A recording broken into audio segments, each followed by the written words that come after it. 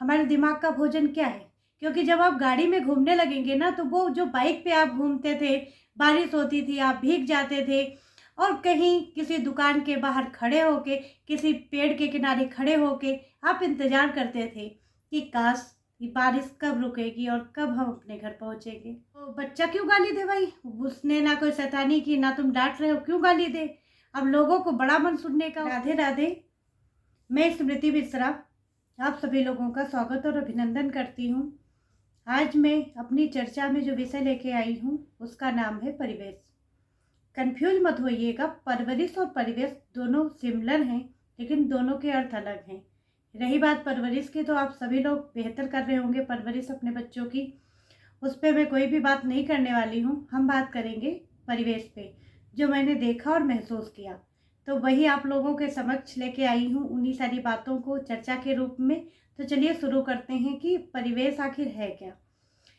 परिवेश बहुत ही खूबसूरत सा शब्द है, तो उसका अर्थ भी उतना ही खूबसूरत बनाया जा सकता है, क्योंकि परिवेश का असर हमारे जीवन पे, हमारे बच्चों पे सकारात्मक भी पड़ सकता है और नकारात्मक भी पड़ सकता है। आपका परिवेश अच्छा है, आप खुश रहेंगे और आपका माइंड अच्छा रहेगा। इसी का उल्टा अगर परिवेश नकारात्मक है, तो उसका भी असर आपके ऊपर नकारात्मक ही पड़ेगा। कैसे? मान लीजिए आपके घर में कलह हो रही है, कलेश हो रहे हैं, आपके अड़ोसी पड़ोसी, आपके आसपास के लोग ऐसे हैं, लड़ाई झगड़े होते रहते हैं, नौकरी में, बिजनेस में, खेती बाड़ी में, हर जगह समस्याएं हैं, लोग ऐसे मिले हुए हैं जो इस तरीके की बातें करते हैं। तो ऐसे माहौल में रह के इंसान परेशान होता है, विचलित होता है और इन सब चीज़ों का असर उसके माइंड पे, उसके शरीर पे पड़ता है, उसके स्वास्थ्य पे पड़ता है, इन सब चीज़ों का असर। इसी के उल्टा अगर आपका परिवेश बहुत अच्छा है, सकारात्मक है, तो आप खुश रहेंगे और जब आप खुश रहेंगे तो जो खुशी होती है ना, उससे बड़ी टॉनिक कोई हो ही नहीं सकती। उसका असर हमारे जीवन पे बहुत पड़ता है। तो आप में से बहुत सारे लोग होंगे, किसी के ऊपर परिवेश का असर नकारात्मक पड़ता होगा और किसी के ऊपर सकारात्मक पड़ता होगा। ये हम पे डिपेंड करता है कि हम अपने परिवार में, अपने आस पड़ोस कैसा माहौल रखते हैं। और अगर बाहर नहीं कोशिश कर सकते हैं, तो अपने घर में तो कम से कम एक अच्छा खुशनुमा माहौल बना के ज़रूर रखें। उसके लिए हर संभव कोशिश करें, आप जितनी कर सकते हैं, क्योंकि आपके बच्चे ही आपका भविष्य हैं। और माँ बाप की जो छाप होती है वो बच्चों पे बहुत गहरी पड़ती है। छोटे बच्चे नकलची बंदर होते हैं, बिल्कुल बंदर कॉपी। जैसे बंदर नकल कर लेता है, वैसे ही ये छोटे बच्चे भी नकल करते हैं। ये माँ बाप को, अपने घर में बड़े लोगों को, भाई बहन को जो भी करते हुए देखते हैं वही करने की कोशिश करते हैं।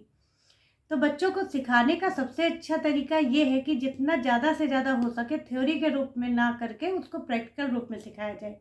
तो चलिए आपको एक किस्सा सुनाते हैं। एक बहुत ही प्यारे बच्चे का किस्सा है। 3-4 साल का बच्चा है, तोतली आवाज़ है उसकी और बहुत ही प्यारा बच्चा है। वो एक ऐसा संयुक्त परिवार में रहता है जहाँ पर बहुत सारे लोग हैं, आस पड़ोस के लोग भी मिलनसार हैं और वो खुशी खुशी उस घर में रहता है। उस घर में एक चाचा जी रहते हैं। वो चाचा जी कोई काम धाम तो करते नहीं हैं, इधर तफरी करना, उधर तफरी करना, घर के अगर बड़ों ने कुछ बोल दिया तो उनको 4 उल्टी बातें सुना देना, ज़्यादा बोला तो गाली गलौज करना। तो लोग लड़ाई ना बढ़ाने के डर से उनकी बात को मान लेते और वो जो भी काम कहते वो कर देते और उनकी बातों को सुन लेते। ये क्रम ऐसे ही चलता जा रहा था। अब वो छोटा सा प्यारा बच्चा जो 3-4 साल का था, वो इन सारी चीज़ों को देख रहा था, समझ रहा था।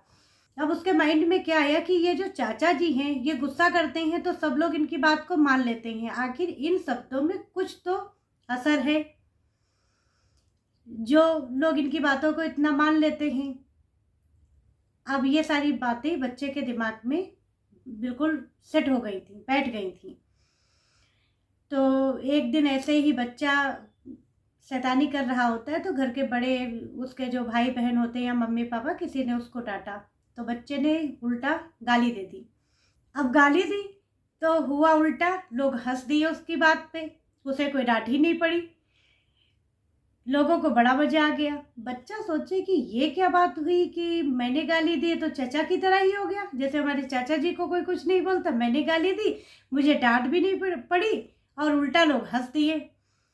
हुआ ये था कि उसकी जो बोली थी वो तोतली थी, अब वो अपनी तोतली भाषा में गाली दी उसने, तो लोगों को बहुत मजा आने लगा। ये क्रम धीरे धीरे चलता रहा।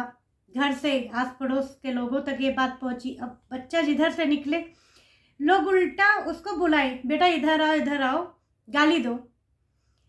तो बच्चा क्यों गाली दे भाई, उसने ना कोई शैतानी की, ना तुम डांट रहे हो, क्यों गाली दे। अब लोगों को बड़ा मन सुनने का, उसकी तोतली आवाज में गाली सुनने का बड़ा मन, तो सब बोले बेटा गाली दो, हम चॉकलेट देंगे तुमको। अब बच्चा गाली दे और चॉकलेट पाए, तो बच्चा सोचे ये बढ़िया है, हमें बैठे बैठाए रोजगार मिल गया, ये सही है, चाचा की बातों में दम तो है, तभी लोग उनका इतना कहना मानते हैं। अब उसकी नज़रों में वो चाचा जी जो थे वो हीरो बन गए।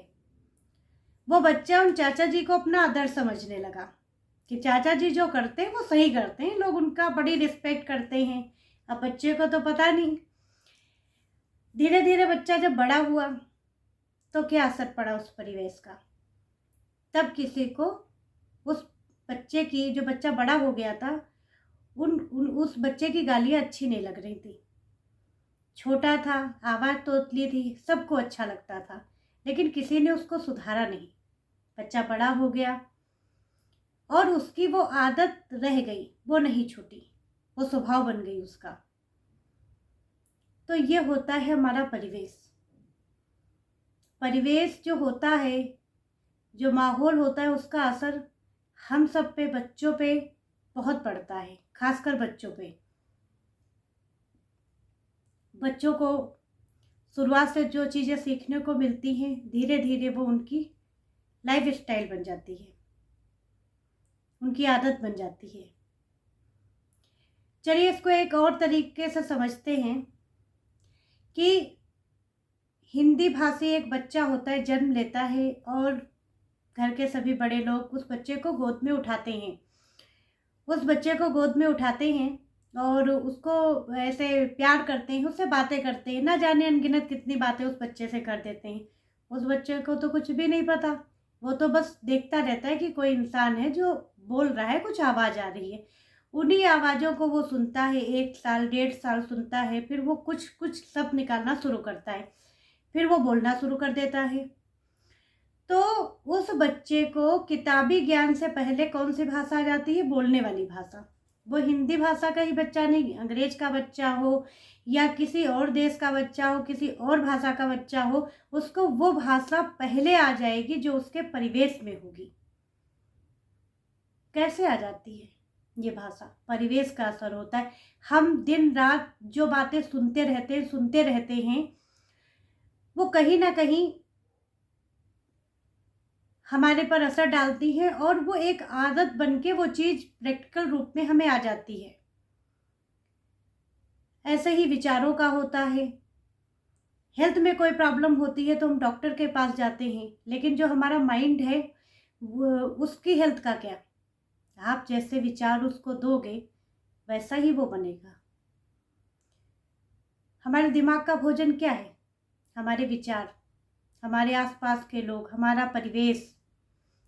आप उसको जो देखोगे, जो दिखाओगे, जो सुनाओगे, वो वैसा ही बनेगा। आप अगर उसे एक अच्छा माहौल दोगे या अच्छी बातें बताओगे तो वो वैसा बनेगा। परिवेश का हम सब के जीवन में बहुत असर पड़ता है। हम सब अपने जीवन में किसी ना किसी तनाव से ग्रस्त हैं। कोई नौकरी को लेके परेशान है, कोई पढ़ाई को लेके परेशान है, गृहिणियाँ अपने काम को लेके परेशान है। इन सब परेशानियों के बीच अपने लिए वक्त जरूर निकालिए। जरूर का मतलब जरूर, थोड़ा सा टाइम तो जरूर निकालिए, क्योंकि जीवन भी तो हमें एक ही बार मिलता है ना, वो लौट के नहीं आएगा। हम हमेशा कोशिश करते रहते हैं कि बेहतर से बेहतर चीज़ें मिले। बहुत अच्छी बात है, बेहतर से बेहतर चीज़ें आप क्या, हम सभी चाहते हैं कि हमें अच्छी चीज़ें मिले और उसके लिए निरंतर हम सबको प्रयास करना चाहिए। लेकिन उसके लिए जो वर्तमान चीज़ें हैं उनको भूल जाना, सिर्फ उसके पीछे भागना कहाँ तक अच्छा है। आपने बेहतर कल को पाने के लिए अपना वर्तमान खो दिया, अपना बेहतर वर्तमान खो दिया। आप कोशिश करते हैं कि हमारे पास बाइक है, कार हो जाए। अब कार को लेके आप परेशान हैं। जब कार हो गई तो बड़ी कार हो जाए, घर है तो अच्छा घर हो जाए। अच्छी बात है, ये सारी चीज़ें हो जाए। लेकिन चलिए, अगर बाइक है आपके पास,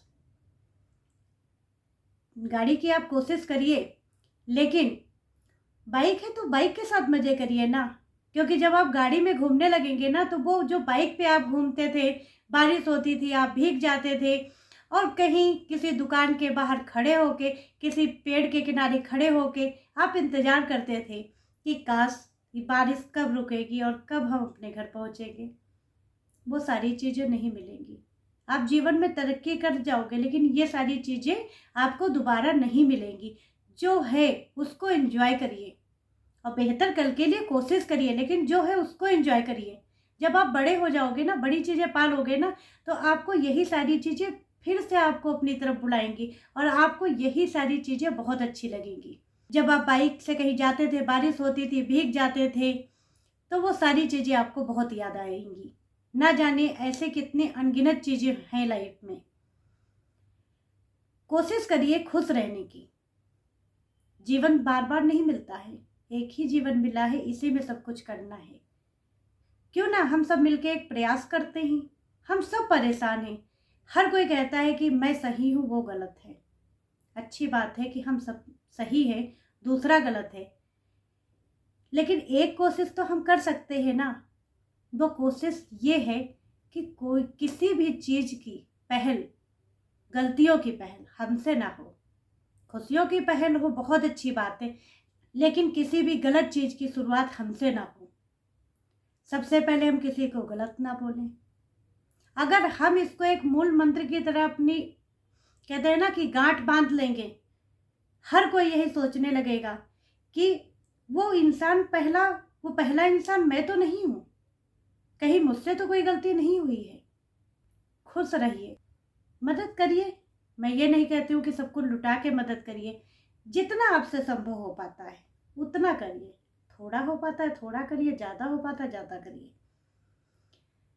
और ये वीडियो बहुत लंबा हो जाएगा, तो अपनी बात को यहीं पे विराम दूंगी। अगली चर्चा में हम किसी अलग विषय पे बात करेंगे। तो आप सभी लोगों को बहुत बहुत धन्यवाद इस वीडियो को देखने के लिए। और कमेंट के रूप में आप हमें ज़रूर बताएं कि आपको ये वीडियो कैसा लगा, जिससे मुझे मोटिवेशन मिलता है और मैं और वीडियो बना पाऊँ।